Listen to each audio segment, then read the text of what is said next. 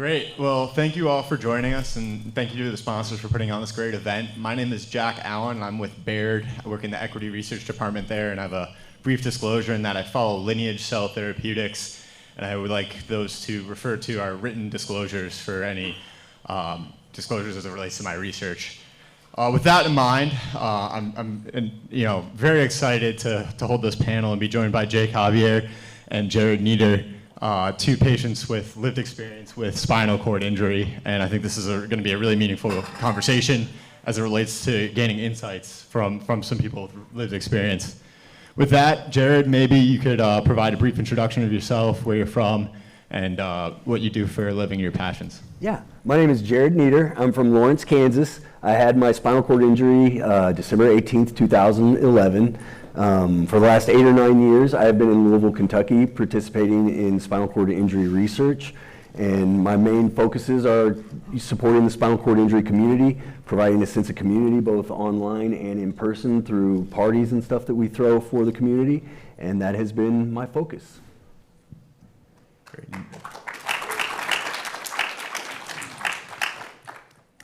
Great. And Jake? Yep, my name is Jake. I'm originally from Northern California in the Bay Area.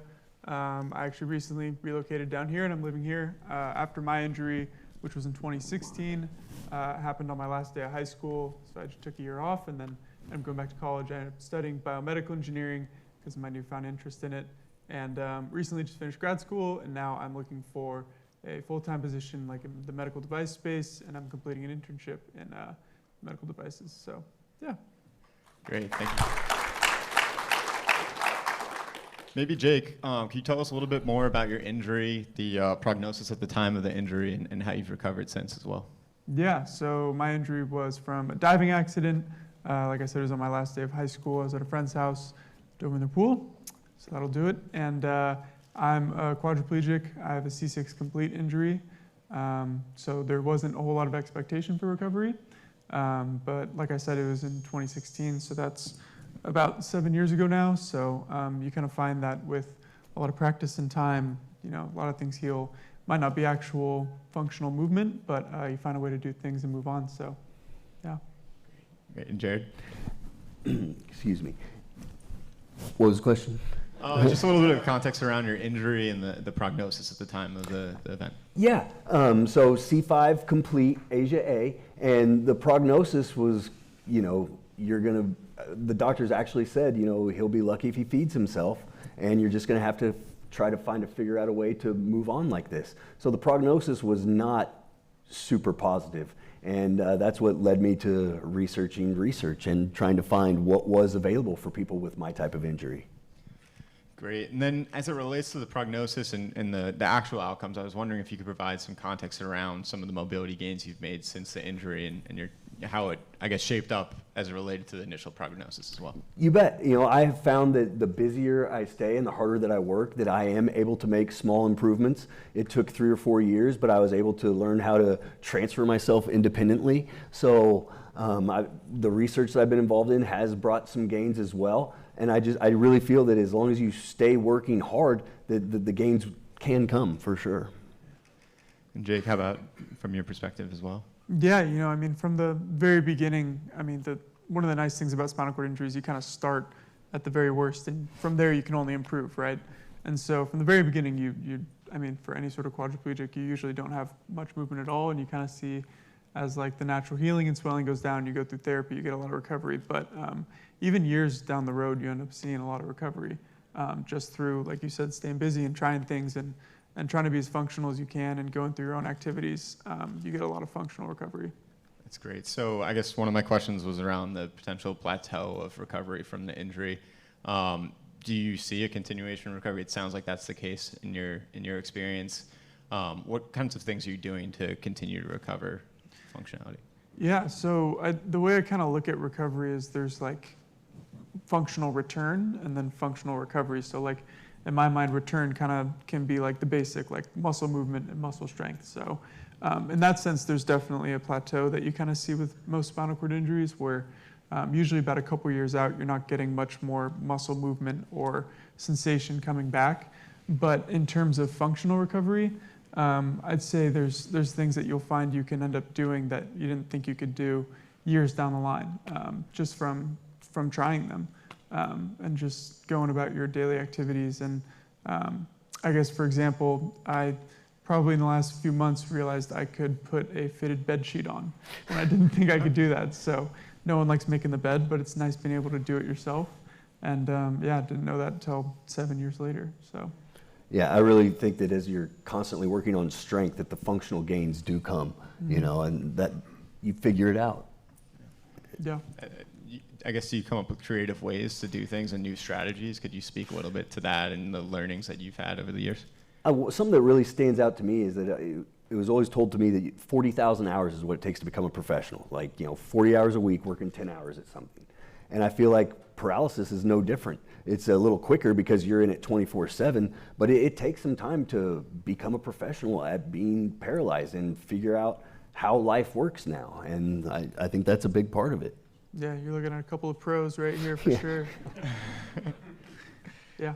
That's great. Well, with that context in mind, I thought we could talk a little bit about your clinical trial experience. Maybe, Jerod, could you talk a little bit about your vast experience in clinical studies? Yes. So over the past 8 or 9 years, I've thrown myself into every study I can get into, mainly down in Louisville, Kentucky. But I've done testosterone studies, neuromuscular electrical stimulation studies, transcutaneous electrical stimulation studies. I have the epidural stimulator implanted, and I've done virtual reality studies. Just anything that I think could possibly give me a better life, I will pursue. Great. And Jake, would you provide some context on your clinical study experience? I'd say I participated in one major trial, and that was when my injury was a lot more acute. I was a part of the OPC1 stem cell or cell therapy injection directly into the spinal cord, and that happened a month after my injury. Got it. So. Great. And I guess before we get into your specific clinical study experience, maybe were there trials that you decided not to opt into, and could you provide some context around what maybe turned you off from participating in specific studies?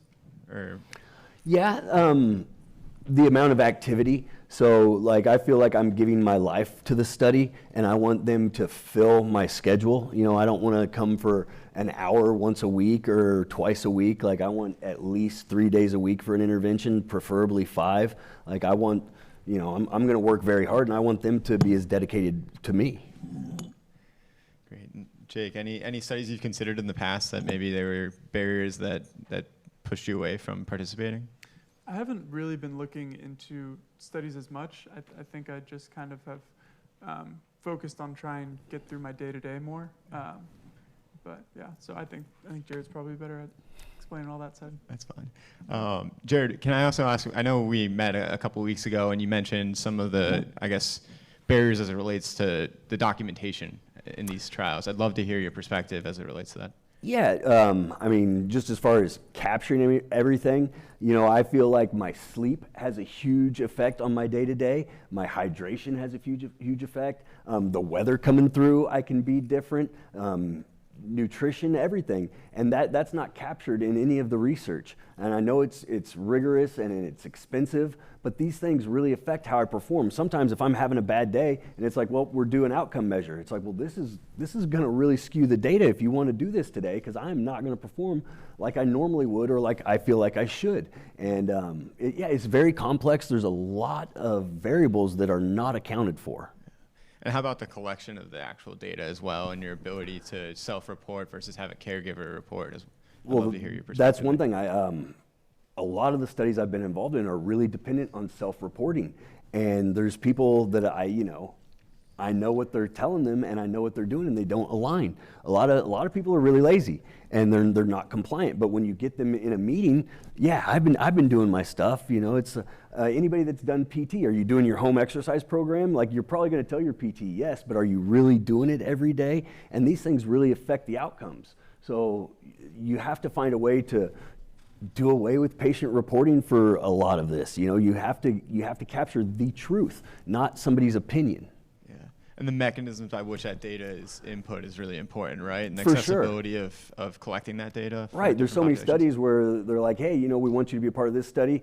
Here's your paperwork. And I'm like, you designed this study for quadriplegics and you're handing me paperwork to fill out? Like, who thought about this? Yeah. Yeah. No, it seems like a very obvious oversight there. That's one of my big pet peeves. When they hand me paperwork, I just want to throw it on the ground in front of them. Great. Yeah. Maybe we can talk a little bit about some of the functional measures. I think you both have pretty good experience taking tests from a functional perspective. Jerod, maybe you could talk about some of the measures you think, I guess, encompass your functional gains more accurately as compared to others. And what do you think is encompassed in these functional tests? And are there benefits that you're deriving that aren't captured in these tests? It is very hard to capture quality of life improvements, because how do you quantitate feeling better? Like, I have way fewer UTIs than I used to, but how do you, like, other than less doctor's appointments or less medication, how do you really quantify how I'm feeling every day, the increased energy? So I think that's very tough to capture, and I don't know that there's a great way to do it. One of the best things I think for capturing data is when they do motion analysis on me. So they put markers all over me and I move, and then they can put that against my old tape and see exactly how I have improved, how high I can get things. So, just the more metrics, the more hard data that you can apply to this, I think is going to really capture it. And it's the patient reporting, we're also hopeful. We want it to work. So when you're relying on the patient reporting, I don't know that that's necessarily that accurate. Yeah, that's fair. And Jake, how about your experience with functional tests? Do you feel they accurately capture your functional gains? Yeah, I think it's really difficult to measure. I mean, even quality of life stuff aside, I mean, just actual spinal cord injury diagnosis and recovery is just so difficult to quantify. And so for me, the main test that they kind of underwent for my study is just a regular INSCI, which for those of you who don't know is just kind of the standardized test for diagnosing spinal cord injury. And so what that'll measure is, like, they'll just go through different areas and measure, like, your sensation. Yeah, I see you're nodding. I'm sure you've done a ton of these. Your sensation in certain areas and specific dermatomes, and then your specific muscle movements in different muscle groups. And so, like, for me, I went through the whole study, and I mean, one of the main areas I saw in recovery is, like, I just got a little bit of finger movement here. And I mean, there's not a lot of strength behind it. It doesn't have any resistance or anything, but it's really functional for me in my day-to-day. But that doesn't come up on the test. They would see that movement, they're like, oh, that's so great. Can you try wiggling the very tip of your middle finger? And it's like, well, that's not functional for me, Whereas this is a lot more functional, but it doesn't really come up on the test because that's not what's being measured. So it doesn't really show up as improvement in the study, whereas whether it came from the cell therapy or just general recovery, this is a very important thing to note in my mind. Yeah. Are you aware of any other tests that would kind of capture that kind of motor function benefit, or do you have any suggestions as ways that we could look to tailor our tests more to a patient or a person-to-person basis? Because it seems like everyone has a unique, trajectory of recovery in this. Yeah, there is a lot of difference. I mean, person to person. I mean, you see Jerod and I are one level away, and I think we present very differently in a lot of ways. So there's that whole issue too. I'm not sure exactly what the solution would be, but there's got to be, a whole culmination of different functional tests that you could do to actually, record someone's level of function in their day-to-day activity. So I think definitely more functional tests and doing functional tasks and kind of measuring the outcomes that way is one way that we could kind of come up with some sort of solution maybe. Great. I'd love to hear your thoughts, Jerod. Any functional tests that you find capture your just like I said, doing the data analysis with the body movement stuff, with the markers, and then anytime that they're they have a little handheld scale to tell how much pressure I'm applying. Yeah. So anytime they do the hard data like that, like I don't like it when a therapist is like, this is a min max 3 mod or something like that. It's like, what is that? Like, let's get some real numbers by this stuff. That's it's totally doable. So why aren't we doing it? Yeah. Mm-hmm. And I wanted to dive a little bit more deeply into some of the other factors that can affect your performance on these tests. I know, Jerod, you mentioned sleep and hydration and a number of other issues.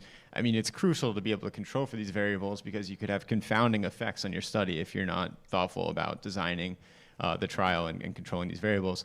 maybe Jerod, do you have any additional thoughts as it relates to key parameters that can affect your performance on functional tests? Yeah, like when I think about designing a trial for this population, I don't know how you do it without taking us inpatient and just really tracking every single thing, because there are so many variables to everything that I don't think you're going to capture, at least at first. You know, we have to find a way to make it more rigorous, because there's too much going on that we're not capturing. Yeah, and then even like difference patient to patient, you know, you could be two different C5 Asia A patients, but one might have nerve pain and blood pressure issues, and the other one is completely fine from that. So exactly, yeah, very different. People present differently as well, so maybe a more diverse way to classify patients, maybe. Yeah, that's great insight.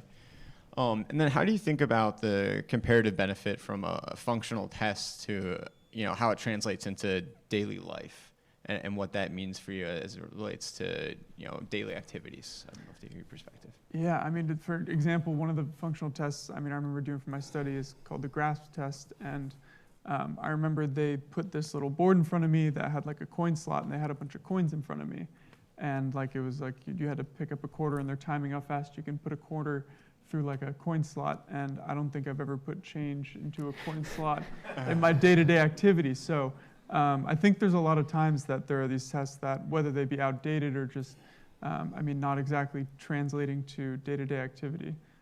So even if you do have a functional test, it's important to probably find a way to incorporate it into people's day-to-day lives, or maybe even just take data from their day-to-day lives and use it for functional testing and kind of track and see, how long did it take you to get ready today, or stuff like that, versus like coming up with these tests that you're in like a testing environment and you have to try and complete it in a certain amount of time. I think is very different. Yeah, to really be functional, it needs to be individualized. You can't have functional general like indications for this population. Yeah. Like it has to be tailored to us, or it's not functional.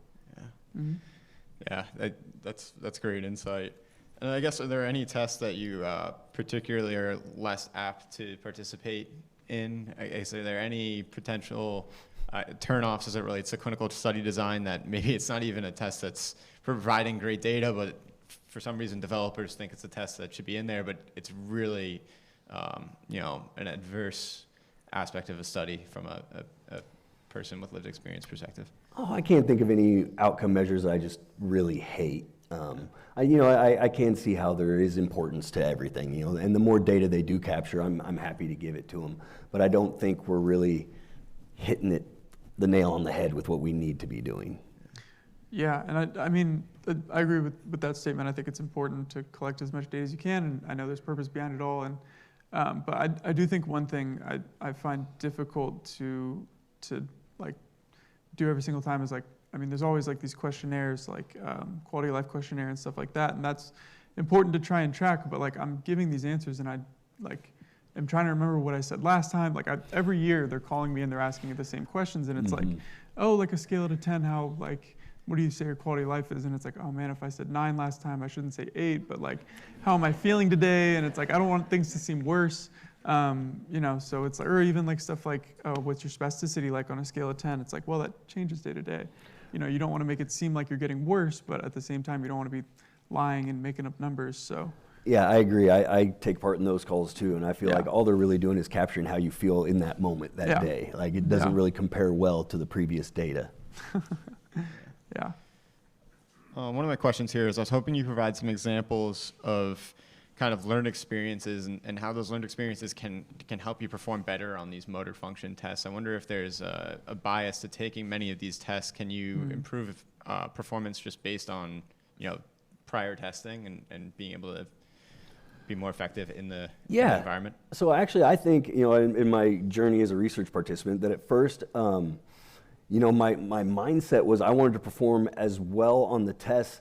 Because I thought that was performing well, I thought meant by being as capable as possible. So I would try very hard to be as capable as possible. And what has changed in my mindset is when I go in there, I'm not trying to go overboard or underboard. I'm just, what can I actually accomplish, And I try to give better data, because when I was a new patient, you want to be better. You want your outcomes to be better. And so I think I skewed the data with good intentions. And now I'm more I try to be real. You know, this is what I can do. Did I feel that or did I not feel that? Like just being honest. And yeah, I think just with experience, you figure out what is best for the community, and that's good, clean data, and trying to give that. And it takes a while to understand. So, and I think you could prep research patients better. You know, like this is what we're looking for. This is how you can be a good patient. It's not about performing well. It's about performing honestly. You know, and I think you could make a big improvement in that area. Yeah, that's definitely a healthy mindset to have with taking it. Unfortunately, I'm a pretty competitive person, and so I've found that like you can definitely remember. I mean, if you take the same test over and over, you can figure out how you can try to improve and everything. And I think a lot of the times I'm trying to beat my previous score, and also like I don't know, it's weirdly impressed the therapist with like how well I can put a quarter in a coin slot, and just remembering like certain aspects I struggled with last time, and especially with your injury, you can find there's a lot of ways you can compensate and kind of cheat through things. And so like with me, I mean, I have limited hand function, and so like angling it a certain way on the table and pressing it against my body to use it, and there's a lot of times they try to control ways or control those kind of compensations and make sure you're not really cheating the test. But yeah, I think there's definitely that issue that can kind of come up. Yeah, I know, like when I go to lift my arm above my head, that I compensate with muscles in my shoulder that they're trying to get a true picture of. And so, and that's not something that like I intentionally am compensating. That's just how I figured out how to raise my hand. And I'm not trying to skew it, but you do. Oh yeah, definitely. Yeah. And I guess to that end, outside of the tests, what are ways that you personally maybe measure your gains in function, and what are things that you look to improve upon in your daily lives? The things that I'm struggling with, I have trouble grasping things. I have trouble leaning side to side, and when I'm working really hard and I notice improvements there, like that's very gratifying. But that's in your day to day.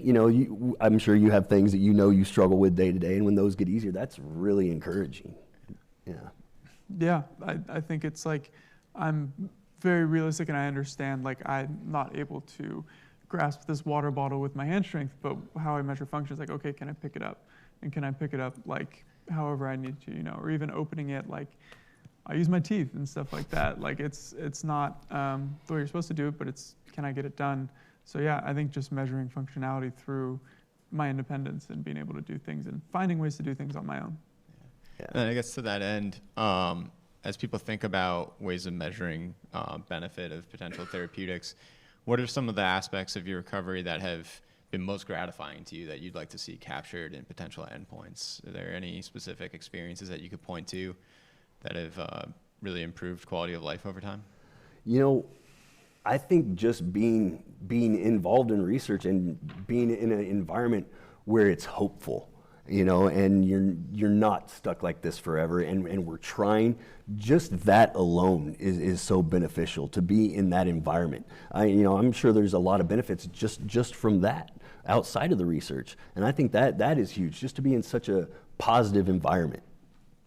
Yeah. Jake, any specific experiences that you'd like to see captured in measures moving forward?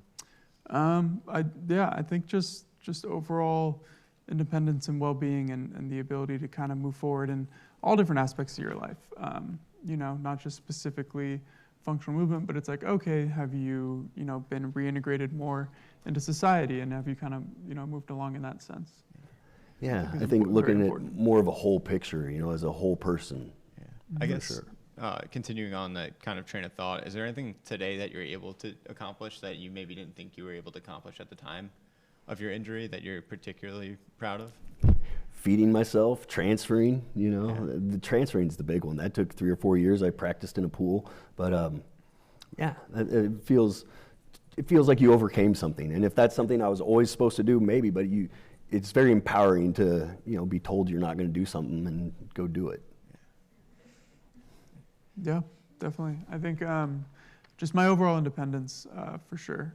I think, I had a lot of goals in the beginning. As soon as I got injured, I just kind of looked toward the future and thought, one day I wanted to go back to school and then kind of be independent. And I set these goals, and I think I'm proud to say I've been able to accomplish that and do everything I wanted to I guess I wanted to achieve. And so I attribute a lot of that to the recovery and a lot of the therapists and great work that people like yourself are doing. So it's very appreciative for all that.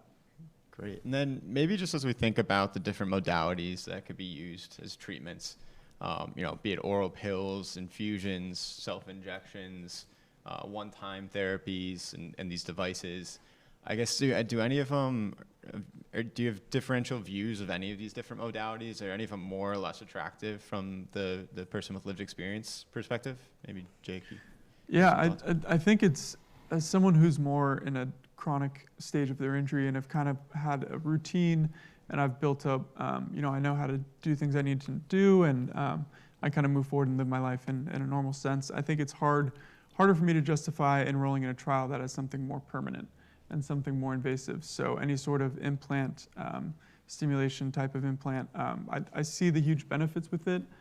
For me personally, like a lot of people have sent me the recent articles of the epidural spinal implant that has regained a lot of functional movement in patients, and they're like, oh, would you get something like that? I'm like, okay, I'd probably wait for something like that versus enroll in the trial, because I'm so used to my day-to-day activity, I don't really see it as a necessity, and it just seems like a really, a very involved trial to enroll in. So I would be more attracted to something like, an oral medication that would seem easier for me to enroll in.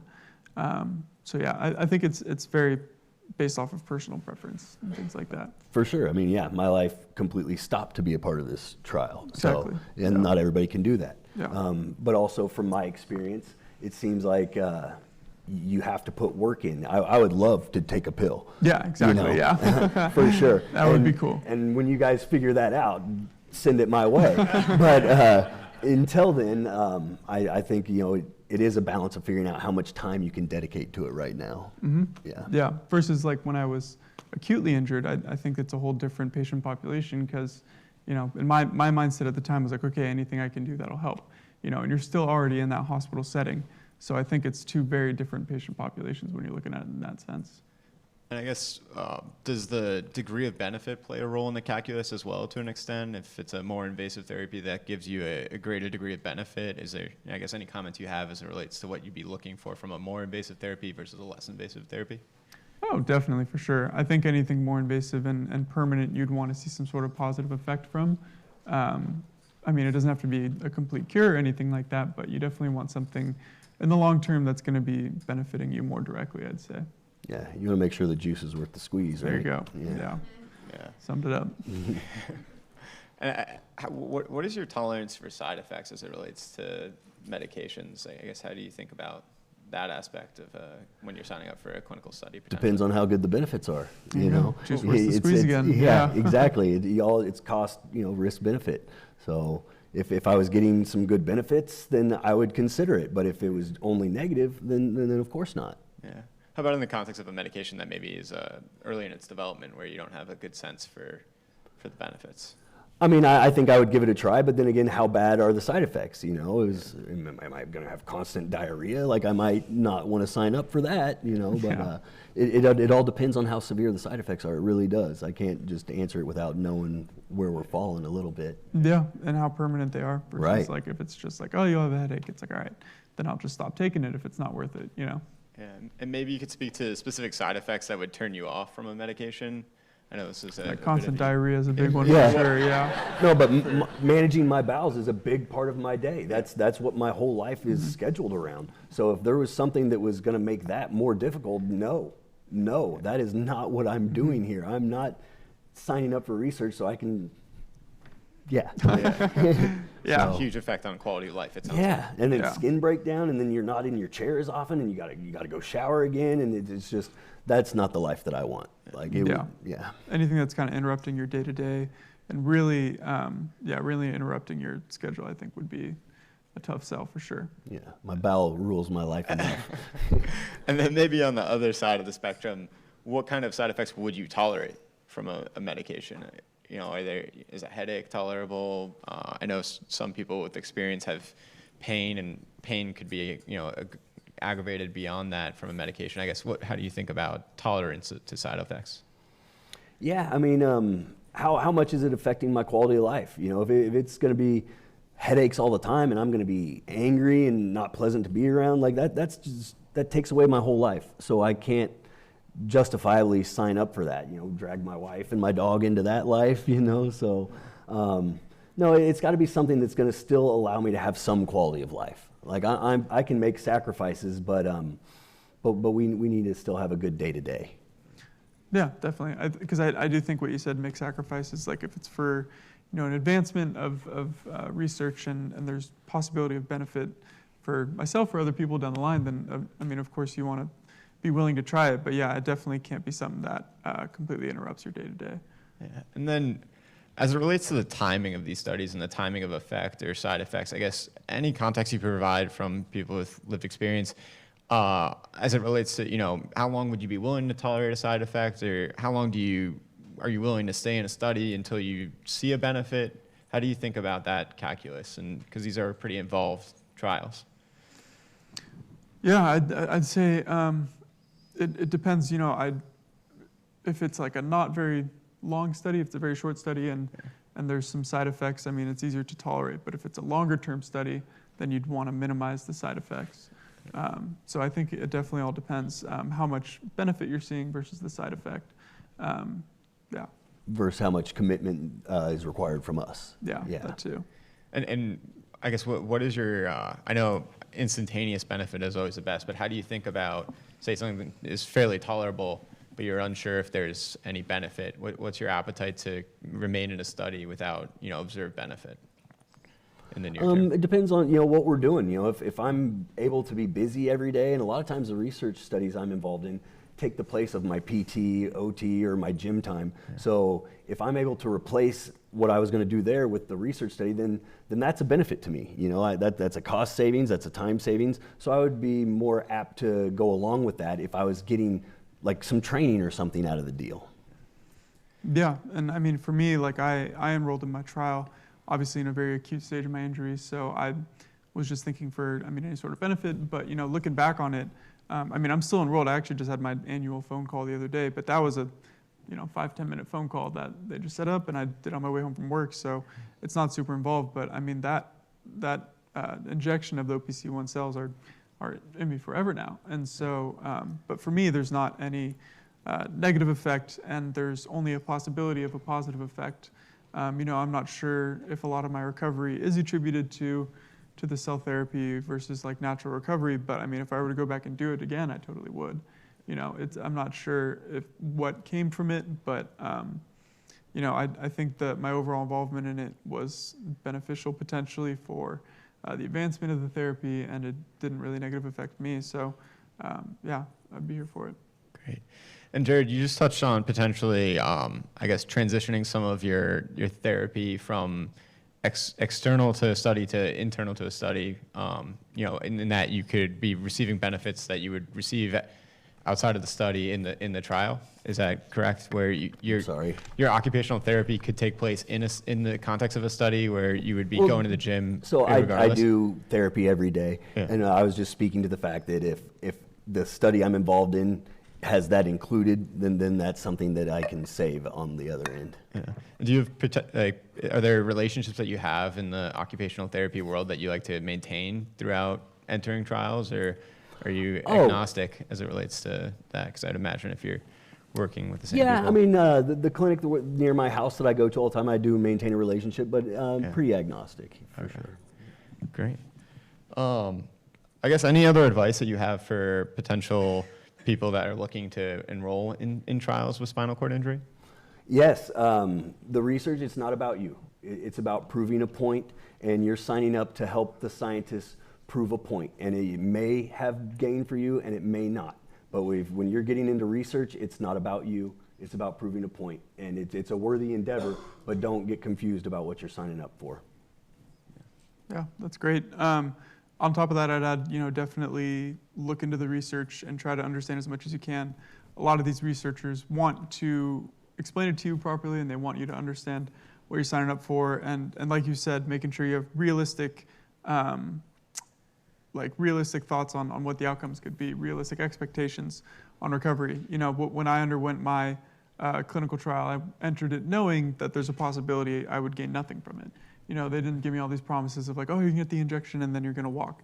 There wasn't always that thought. There were other people who, friends and family and, other people were like, oh my God, like, are your hands working yet? And it's like, well, that's not exactly how it works. Yeah. So I think it's very important to have your expectations set to a very realistic standard and make sure you're communicating with your team and your researchers and asking all the right questions to ensure that you're properly informed. Yeah, it is a responsibility to be a research participant, and you need to be informed and you need to be able to communicate with the researchers what you're experiencing. And Jake, you mentioned some of the people around you also having expectations after the study. I guess any comments as it relates to setting expectations for caregivers and those around you as well? In terms of the recovery I would maybe gain from enrolling in the clinical trial? Yeah. Yeah, I mean, definitely, hope is a very interesting thing. You want to maintain hope. Like you said, being in a hopeful environment, I think that's good for recovery and it's good to promote a healthy lifestyle, but you definitely want to approach it cautiously and not rely on the possibility of recovery. I think there was a point when I got my injection that I was like, okay, like I'm going through therapy and it was so frustrating trying to, relearn to live my life without my hands. And I was like, I just can't wait for these cells to get working and my hands to start working again. The idea of kind of relying on that and not really going through my therapies and trying to learn to live my life without the function of my hands, which I'm ultimately, able to do and was able to do. But I think just making sure to have a realistic expectation and not rely on any possibility of recovery. Yeah, we call it cautiously optimistic. Yeah. Yeah. And I guess, Jerod, any comments as it relates to setting expectations for those around you as well? And I know yeah, that's there's a lot of care that's difficult because your network, they're always like, so are you walking yet? And those kind of questions. And it's I do think it's important to, especially your network and your caregivers, explain to them what your hopes are and what you're thinking. Because I'm not expecting to walk out of a trial, but if I can get some quality of life improvements, if I can help them learn something, that's what I'm signing up for, and that's what I want my team to be supportive of. Yeah, and what your goals are too. Right. Yeah. Great. And then maybe from the context of the drug developers, any messages that you'd pass along to people developing drugs and devices for spinal cord injury and how they're designing studies? What would you impart? I know, Jerod, you have a ton of experience in this space. What's given you a positive clinical trial experience? Maybe could you speak to some more negative clinical trial experiences, or what do you look for? Yeah, I mean, there's times when, you sign up for a trial and there's contraindications. So, I was an avid FES cyclist and I had to stop FES cycling to be a part of a trial. And then my health went down, my legs got super skinny, I was not happy with that. And that's frustrating, and that's something that you have to weigh out yourself. You have to understand the study, the length of the study, what you're gonna give up. And that's just all part of being a good research participant. But yeah, there are downsides and things that you don't enjoy, and there's times that maybe the stimulation is causing some AD that I'm not enjoying. So you are giving up some things, but it's about setting the bar for yourself. What are you okay with, and going from there. Jake, any thoughts? Yeah, I mean, I guess advice to researchers is definitely communicating with your patients that are enrolling in these trials, and making sure that they have realistic expectations and everything, but keeping them informed. And also I'd pass along, a thank you and to keep working at this, because it is a very slow process and you don't see a lot of benefits on the front end, and it's a very long process, but light at the end of the tunnel. I think, everyone keeps pushing and working together, then we could end up, making real progress. Absolutely. Yeah. Great. Well, I think we covered a lot of ground. I really appreciate both of you for taking the time to share your experiences. A lot of knowledge was imparted, and I want to thank the sponsors again for inviting us to participate today.